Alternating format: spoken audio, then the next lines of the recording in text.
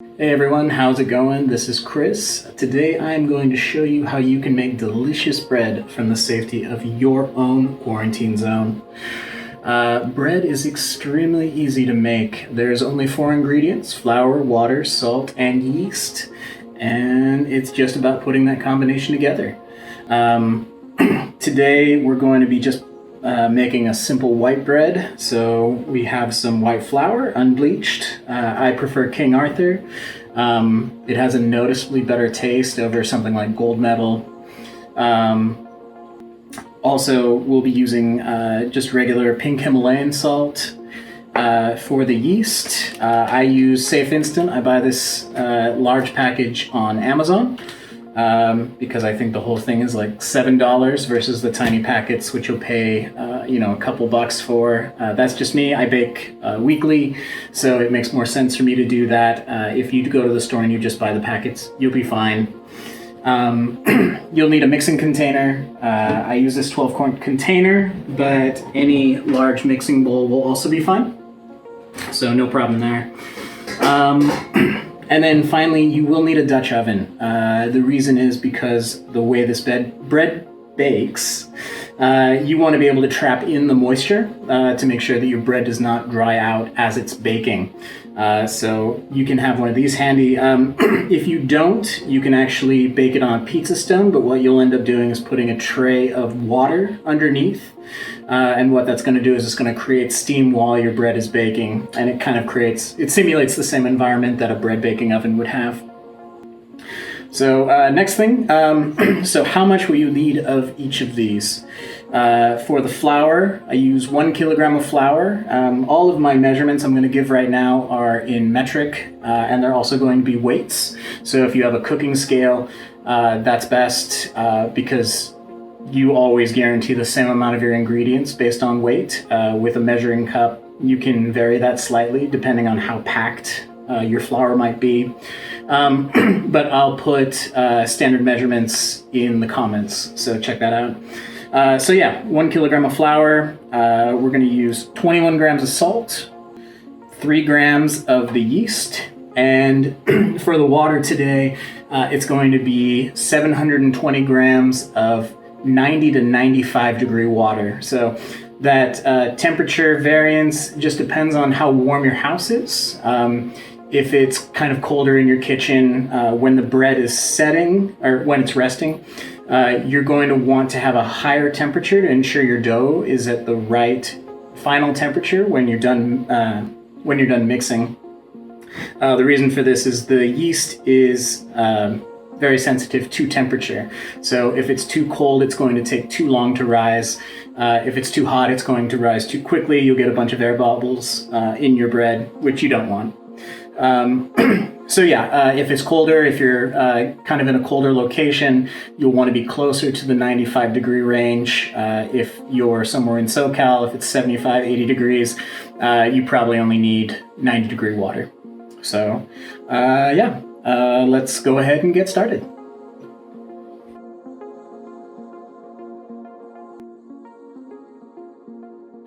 All right.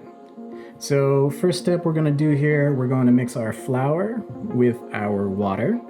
It's a little bit colder down here today, but the inside of the house is still around 68 degrees. So I decided to go with 92 degree water. For your first bread, it doesn't matter that much. If your house is in normal temperature, go with, closer to 90. So what we're doing here is we're combining these ingredients into, so we can do what is called auto-lysing. And basically what that is we're hydrating the flour. So we're activating that gluten so that we can have that delicious flavor that you want from a home-baked bread. So we're just combining the flour and water at this point. We don't want to add the salt because that'll actually prevent the flour from absorbing the water. So we'll do that in a little bit. Basically, you just want to combine the flour and water until all of the flour is fully saturated with the water. You don't want to do too much more than that. You don't want to work the gluten too much because it'll overprocess. So this step doesn't take long, minute or two. And all I'm doing here is, getting all that water absorbed. For a bread like this, so we use 720 grams of water. That's basically called the hydration. So everything is based on the amount of flour. So we used 1,000 grams of flour, and we use 720 grams of water. So that means we're going to have a bread that's 72% hydrated. Just a little fun bread fact for you there. So I want to make sure you get all the little bits here. I prefer to hand mix this. Overall, the amount of time you spend making this bread is pretty short. The whole process actually takes, about 8 hours. But in terms of time that you're actually putting in, it's closer to like 15 to 20 minutes. So just make sure you're available throughout the entire day to be able to handle any steps that are needed to bake this bread. The most effort actually goes in the beginning. So you'll first mix the flour and the water. Then after that, about 30 minutes later, you will add in the salt and the yeast. And then the hour after that, you'll have a couple of steps where you're actually folding the dough occasionally. But we'll get into that a little bit more. So you can see here now, all of the flour has absorbed the water. And we have this doughy mess. So just clean your hands off as best as you can. And what we're gonna do is we're gonna let this sit for about 30 minutes. And when we get back, we're going to go ahead and add our salt and yeast, and I will show you what to do next.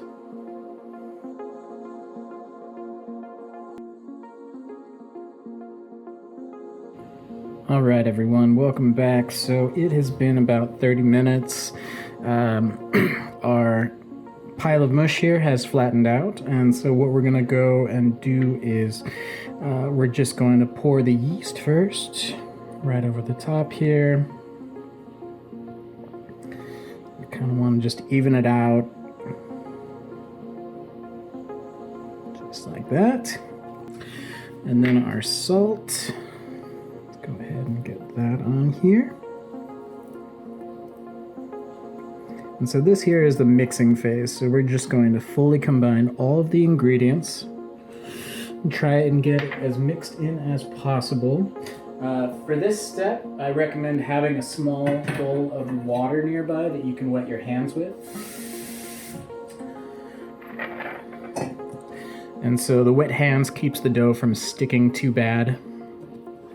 One thing I want to remind you, wash your hands before all of these steps. One, it's just good hygiene. Two, this yeast will, latch on to whatever you happen to put in this bowl, and you don't want it eating all the junk that has been on your hands throughout the day. So, yeah, just stay clean. Practice good hygiene. So, first thing I'm doing here, go ahead and wrap all of the yeast and the salt in the middle here. And so after we do that, we can use what's called the pincer method, and we're just going to go through and we're going to basically pincer the dough. And what that's going to do is it's going to mix in the salt and the yeast with our existing dough mixture.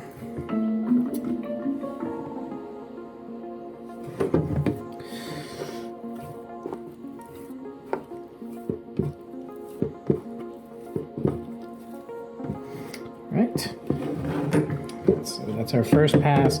You can do this for about 5 minutes or until the dough seems to be well mixed. So you don't want to see So you can see here, it's you can kind of see how it's separating. That layer of yeast and salt between the dough is causing it to, not fully combine.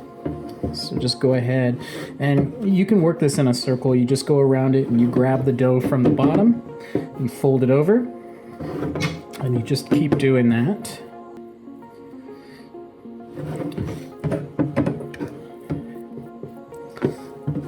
All right, and we'll do another pass at our pincer method here.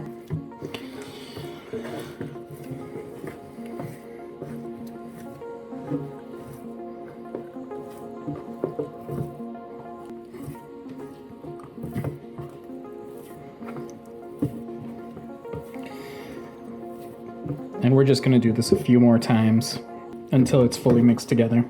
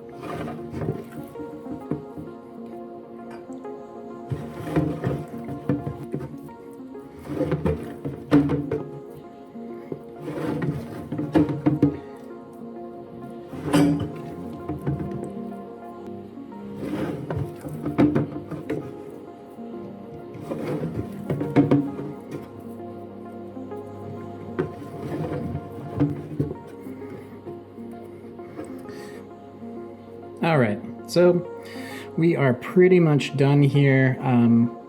So now what we're going to do is we're going to let this bread rest. It's going to take, basically to make this bread, you're going to go through the bread's going to go through a resting period.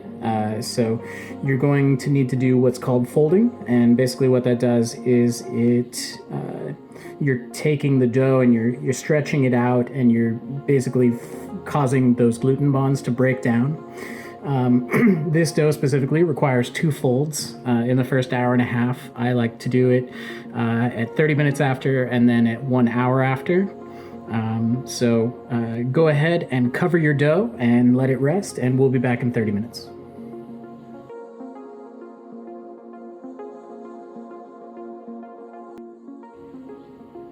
All right, and we are back. So it's been 30 minutes since we last mixed our dough. So at this point, you can see that the dough looks more uniform. It looks more like a well-mixed blob. So what we're gonna do is we're gonna go ahead and apply our first fold. So I'm just gonna wet my hands really quick. So in here, we're going to go ahead and pull this dough over, and we're just going to keep circling this. And this is going to be a lot easier to work with at this point. The dough is adhering much better to itself versus you.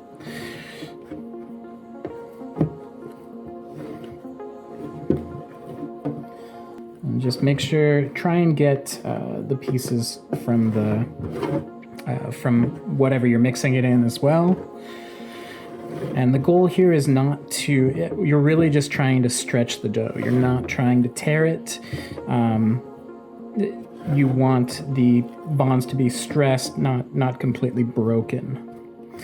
So you might need to use two hands when you fold it over just to keep the rest of the ball in place. So you got some tension here, and you're just going to go ahead and fold that over. So at some point it's going to start getting pretty hard to do, so this is probably going to be my last fold. And then what you're going to do is you're going to go ahead and flip it over, and you're going to put the last folded part on the bottom. And so now what's going to happen here is, as the dough is sitting, it's going to expand outwards, and that's going to stretch the top part of the ball here. So let's give it another 30 minutes, and we will apply our second fold.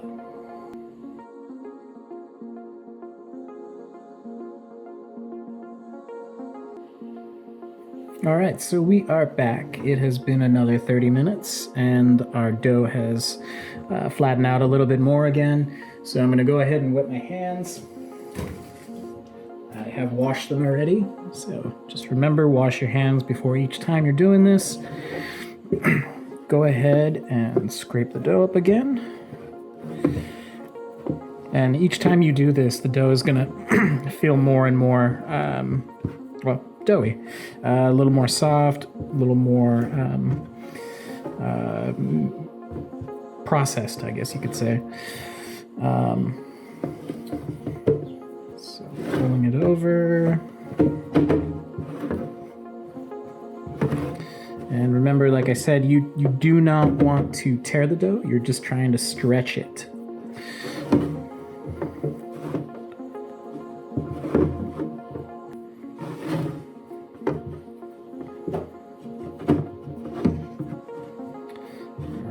So that's getting pretty tight, so I'm going to go ahead and flip that over. We're just going to set that right there. And I'm actually going to try and move it to the middle a little bit so it can evenly spread out. And this should work all the same whether you're using a mixing bowl or a container like this. So yeah, now we're going to go ahead and let the bread sit for about another 4 hours. Just cover it, put it in a corner, and let it sit, and it should grow to about triple the volume. So basically, it'll fill the bottom of this bowl about to the height it is now. So yeah, I mean, this is all dependent on the temperature of your kitchen. So if it takes a little bit longer to triple in size or a little bit shorter, you can just check on it occasionally and see where it's at. So we're gonna go ahead and cover this, and I'll be back in about 4 hours.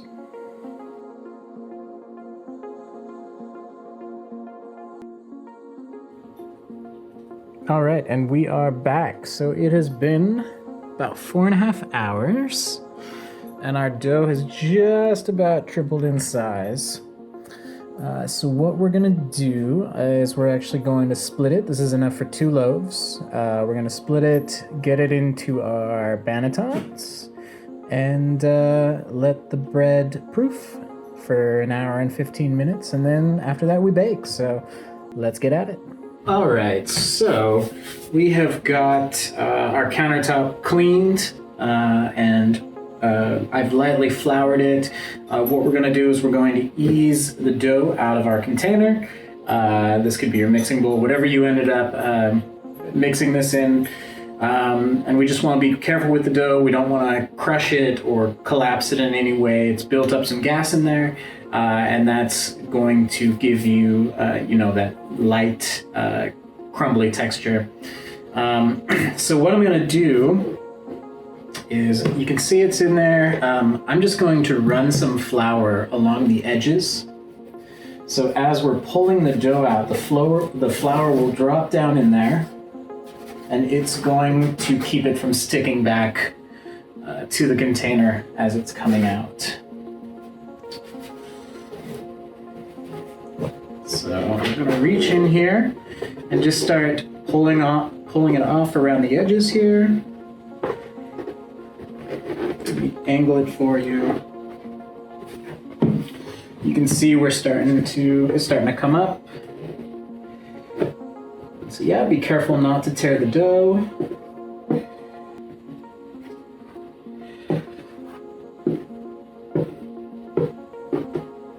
Right.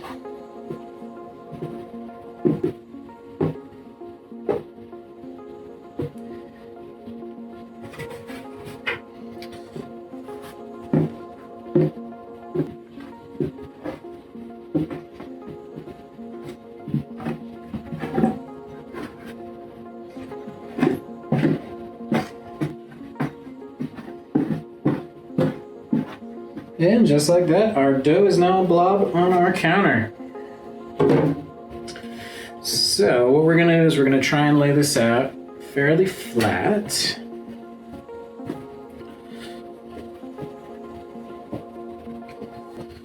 It's pretty malleable. There we go.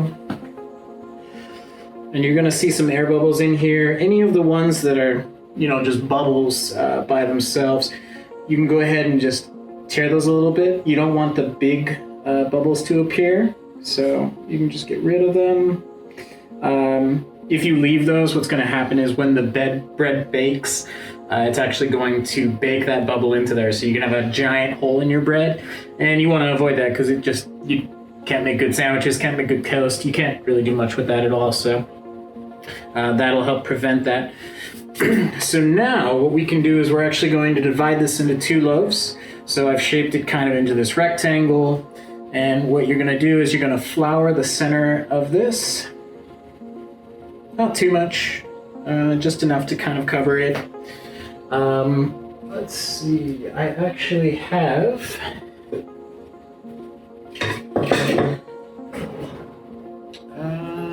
I normally have a spatula that's gone missing. So I'm just going to use this. It's just a regular spatula.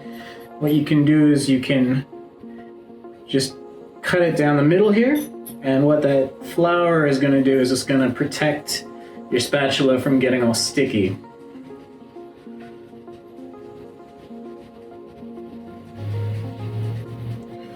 Right.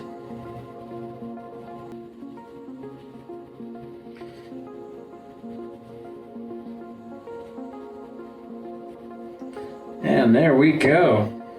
All right. So each one of these is going to become a loaf. If you don't want to bake 2 loaves of bread, what you can do is take the other piece of dough. You're going to, instead of proofing it, you're actually going to put it in the fridge for a couple of hours. And what you can do is you can lay that out flat into a 9x13 baking dish and make a really delicious focaccia out of that. This dough works great for that. Just toss some mushrooms, onions, a little bit of olive oil, whatever you want really. But that works great for that. So these are the bannetons I was talking about. These are for proofing bread. Most people don't have these.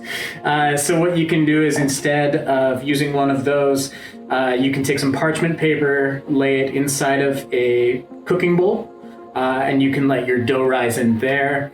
You can also, I've read about people using pillowcases. That's not quite as ideal because you'll get, like, if you use fabric softener or dryer sheets, you'll get some of that onto your dough, which you really don't want.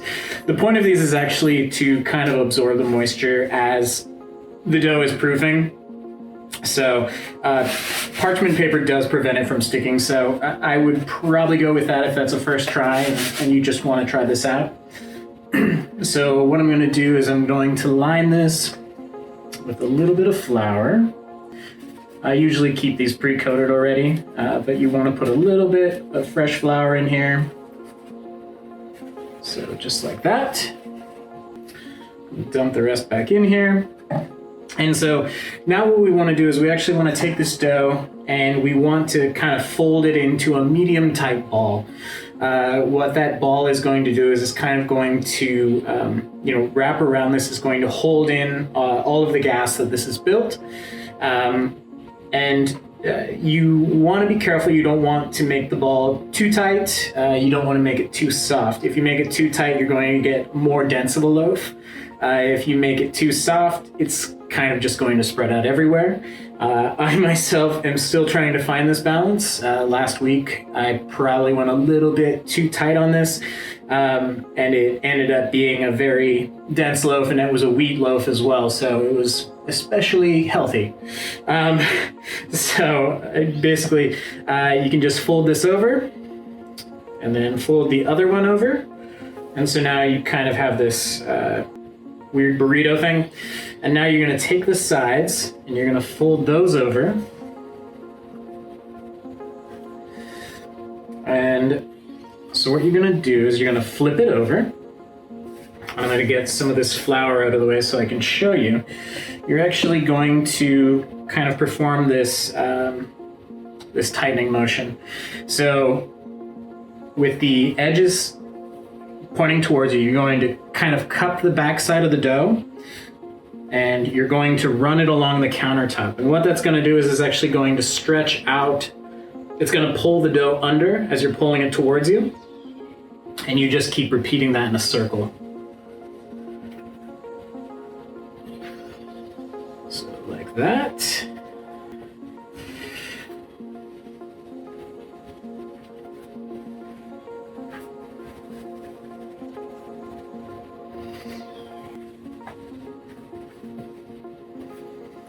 And you don't want to get too crazy with this. Like I said, you don't want to get too tight.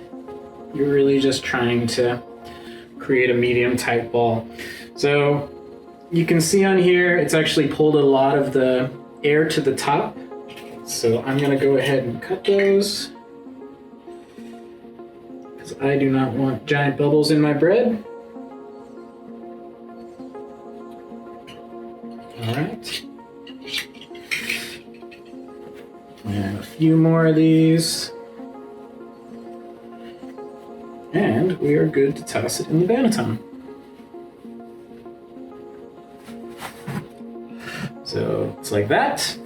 And we'll just go ahead and cover that. All right, so first one, and now the second.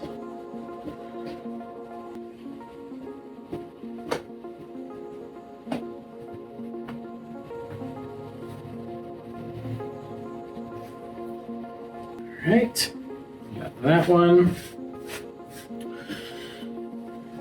Just pull it over.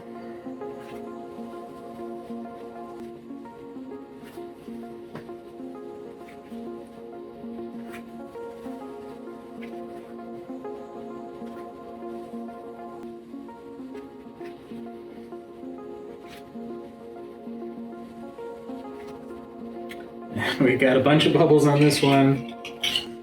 Just gonna go ahead and give them a quick cut.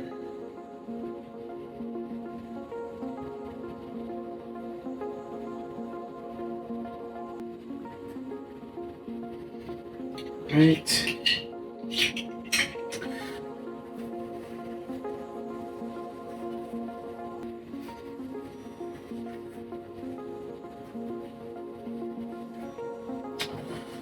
And then just quickly coat this banneton.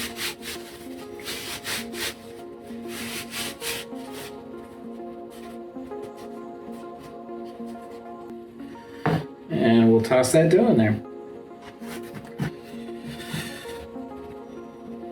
And we had a few more bubbles come out, so I'm just gonna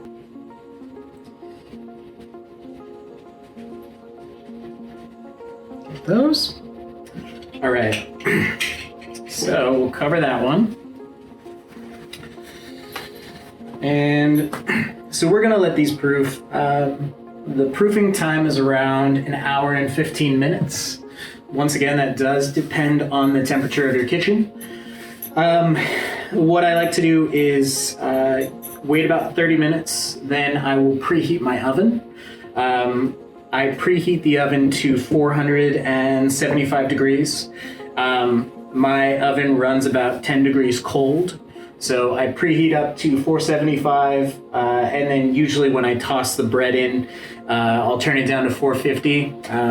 The recipe I was using originally called for 475 the entire time, but I was having issues with bread burning on the bottom. So that fixed it, and I still get an even bake on it. So we're going to be back in about an hour and 15 minutes. If you're following this, just remember to preheat your oven in 30 minutes to 475 degrees. I'll see you soon.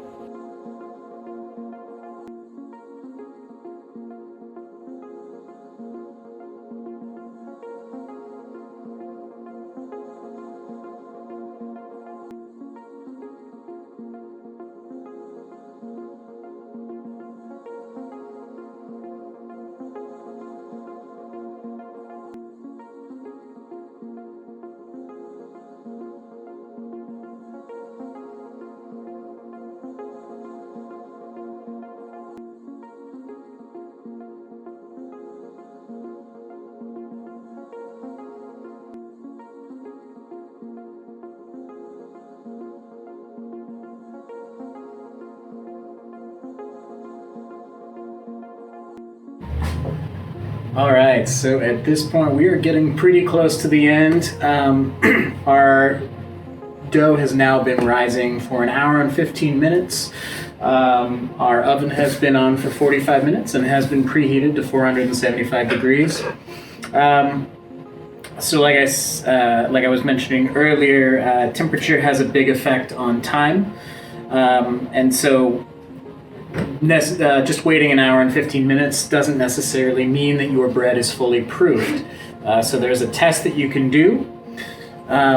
So on your dough here, what you can do is called the thumb test. And what you're trying to do is you press into the top, and if it springs back almost all the way, but not quite completely, that means it's properly proofed. If it springs back very quickly, it's underproofed. If it doesn't spring back at all, that means it's overproofed and you're going to have a brick of bread. So, this bread sprang back almost all the way, so it's going to be ready to toss into the oven.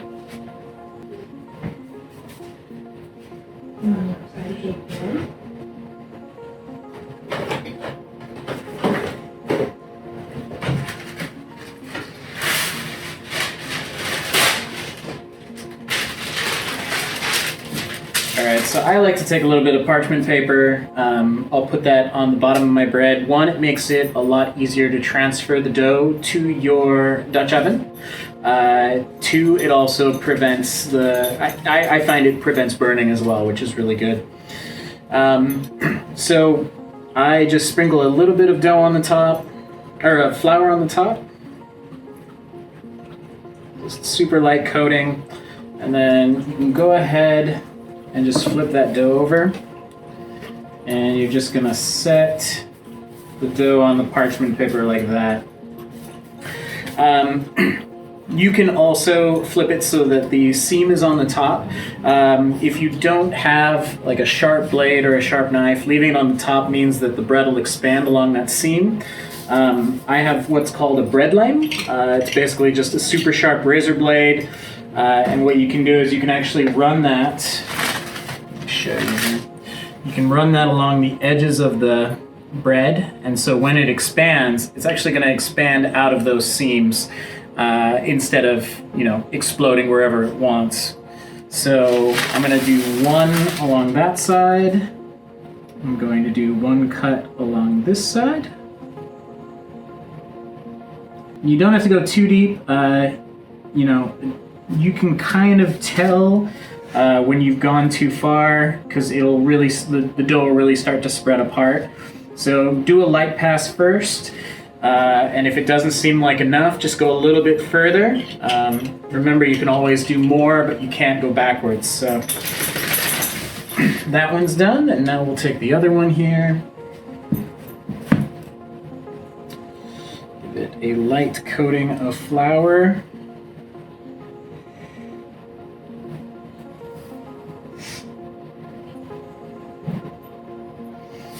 All right, grab another piece of parchment paper.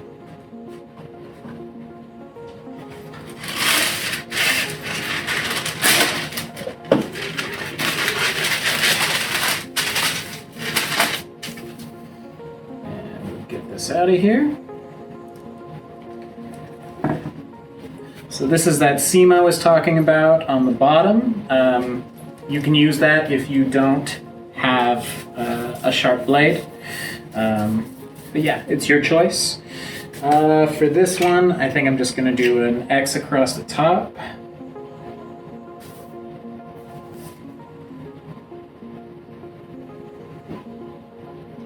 And we'll see how that turns out. So again, you might have some large bubbles on here. Just go ahead and poke those, and that'll prevent you from getting huge air pockets in your dough. And there we go. So now what we're ready to do is go ahead and pull the Dutch ovens out of the oven. So I'm going to go ahead and move these to the side here. So these Dutch ovens are going to be extremely hot. Be super careful. This oven has been preheating it up to 475 degrees, so make sure that your oven mitts can handle that temperature as well. So what I like to do is I'll do this one at a time. When I've preheated the oven, I will actually preheat the Dutch ovens with the lids underneath on a separate tray. That way the inside, gets all of that warmth that you've been putting into the oven. So what I'll do is I'll pull out one Dutch oven, drop this parchment paper with the bread or with the dough inside of it, pull the lid out, put it on, put the Dutch oven back in. That minimizes the amount of heat that's lost in the oven. And then you just repeat for the other one. So let me get this towel laid out here, and I'll actually do this on this counter. So I have my trusty Flamingo oven mitts. So here's the first Dutch oven. I just use, I believe it's a Cuisinart Dutch oven. I think both of mine are. They work really well. They have metal handles on the lids, so you can actually bake them. Some of the higher end ones do not actually have the metal handles, so you got to be careful because you can actually melt those. So you go ahead and you close that, and now it's ready to go in the oven. Here's our second one. This one's a little bit larger. I prefer the smaller ones, actually. This one just happened to be on sale. And so, got that one.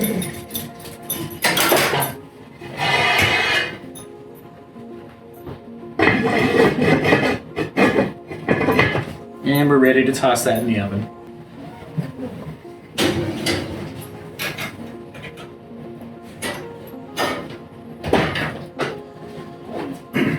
And so like I was saying earlier, I actually have burning issues with my Dutch ovens if I leave the bread baking at 475 degrees. So right now I just dropped the temperature down to 450. So what you're gonna do is the whole baking process actually takes about 55 minutes. The first 30 minutes you will bake with the lid to the Dutch oven closed. And after that 30 minutes, you go ahead and pull that off. So the inside will get nice and evenly baked. Then you pull that lid off, and what happens is you get this nice golden crust. And that's where you're going to get a lot of that delicious flavor from. So let's go ahead and let that go for 30 minutes, and we'll be right back.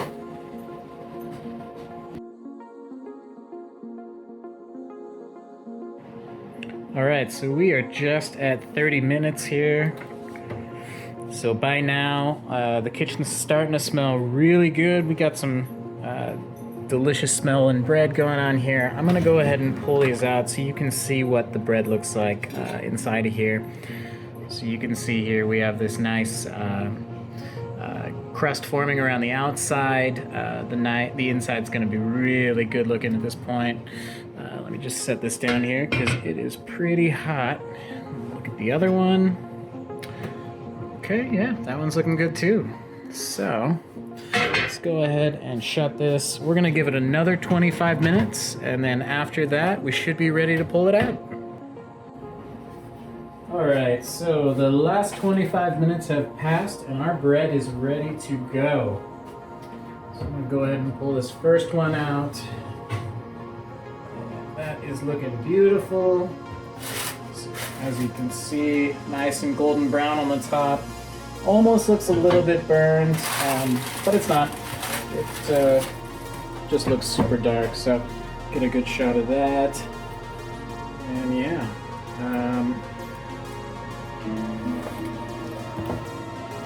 And then the other one.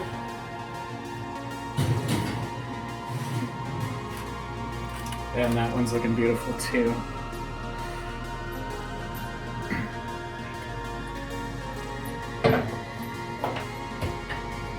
And so we'll go ahead and pull these out and just toss the Dutch oven back in to the oven and go ahead and shut it off. So now this bread just needs to rest for about 30 minutes. After that 30 minutes, you can go ahead and cut it. If you did bake the 2 loaves, I would recommend freezing one or putting one in the fridge. It just depends on how quickly you can eat them. Because this bread does not have preservatives in it, it will go bad a lot faster than store-bought bread. So about a week is usually the longest that you can keep it. You can preserve this by putting it in the fridge. I like to keep mine out. But yeah, we actually go through a decent amount of bread as well. So yeah, so that's it. If you have any questions, please feel free to leave any comments, and good luck, and I hope you enjoyed this.